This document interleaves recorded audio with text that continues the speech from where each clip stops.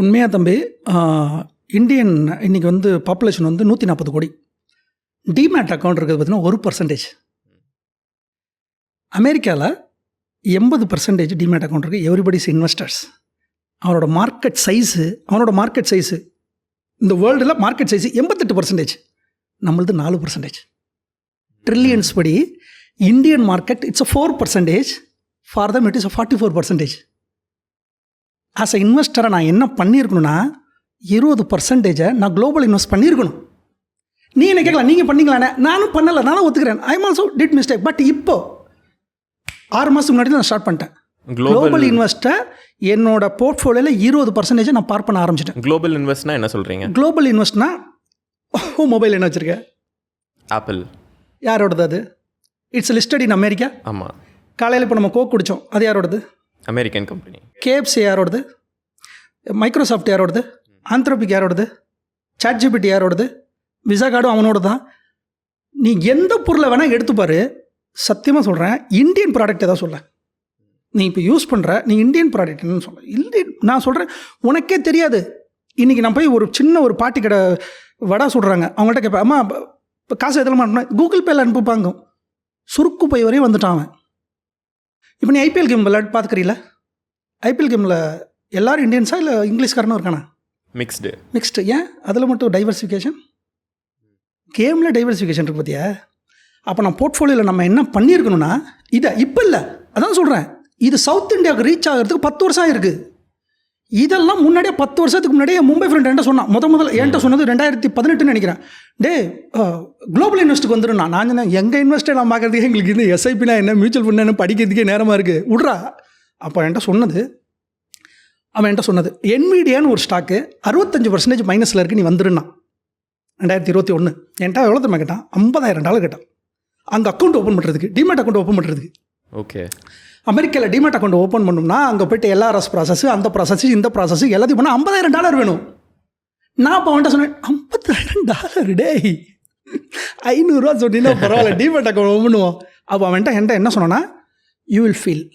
இப்போ நான் சொல்கிறேன், இந்தியாவிலே பெரிய ஆள் அவன், என்னோடய ஃப்ரெண்டு மும்பையில் இருக்கான். அவன் இப்போ அந்த என்விடியாவில் சொன்னல, he invested around 5 crores that day. Okay.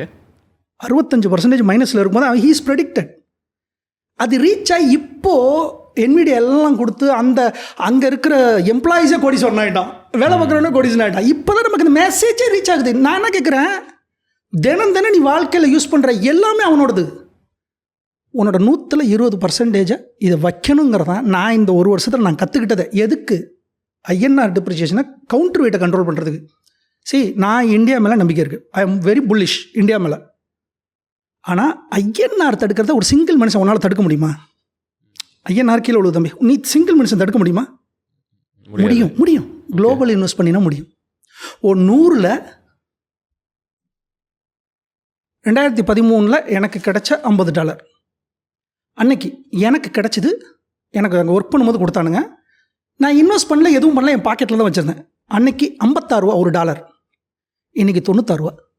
100% கொடுத்துருக்கு. நான் இன்வெஸ்டே பண்ணலை. யோசிச்சு பாரு, நான் இன்வெஸ்டே பண்ணல. அதனால் இது எப்படி ஏறிச்சு? மாறா அப்படியே நம்ம கரன்சி எடுத்துக்க. 2013 $100. இன்றைக்கி இதனோட வேல்யூ $10. 90% வீழ்ச்சி அடைஞ்சிருக்கு. அதெல்லாம் பாதாளத்துக்கு போயிருக்கு. இதில் ஒரு இண்டிவிஜுவலை நீ போய் என்ன பண்ண முடியுது? You are in Jio political. ஒரு இண்டிவிஜுவல் நீ எப்படி இதை புரட் பண்ண போகிற? இப்போது ஒருத்தர் சொல்கிறாரு, ஒருத்தர் PMSல போட்டிருக்காரு, FDயில் போட்டிருக்காரு. இப்போ ஒருத்தர் சொல்கிறாரு, சார் FDயில் 5 வருஷத்துக்கு முன்னாடி நான் வந்து FDயில் 40 லட்ச ரூபா போட்டேன் சார், இப்போ 53 லட்ச ரூபா வளர்ந்துருச்சுன்னு அவர் சொல்லுவார், 6% போட்டு. ஆனால் 7% நீ டிப்ரிசியேஷனை போட்டுட்டு, இது இன்ஃப்ளேஷனை போட்டுட்டு 84 ரூபாவில் இருந்து 5 வருஷத்துக்கு முன்னாடி 80 ரூபாய் இருந்தது, நீ 96 ரூபா போட்டு அதை நீ கால்குலேட் பண்ணினா இன்றைக்கி அந்த மதிப்பு 40 லட்சத்தோட மதிப்பு 38 லட்சம். விலை அதிகமாக இருக்குது, பொருட்களின் விலை அதிகமாக இருக்குது. ஒன்றும் இல்லை, ஸ்கூலுக்கு நான் போனேன், பிள்ளைங்களுக்கு ஸ்கூல் ஃபீஸ் கேட்டேன். ஸ்கூல் ஃபீஸ் 30% ஆகிருக்கு. அப்போ நான் கேட்டேன், 30% எதுக்கு வேணும்? டிரான்ஸ்போர்ட்டேஷன் இல்லை சார், வார் வந்து ஆயிலுக்கு இல்லை, அதெல்லாம் ஆகிடுச்சு. ஸ்கூலுக்கு அதுக்கு என்னடா சம்மந்தம் இருக்குது?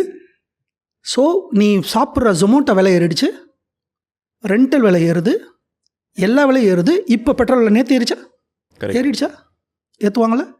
இப்போ இது என்ன சொல்ல வருதுன்னா, 80% you sit with Indian government, I mean இந்தியாவில் இன்வெஸ்ட் பண்ண 20% ஒன்றே உன் ருப்பீஸை ப்ரொடெக்ட் பண்ணுறதுக்கு you invest in global as like IPL.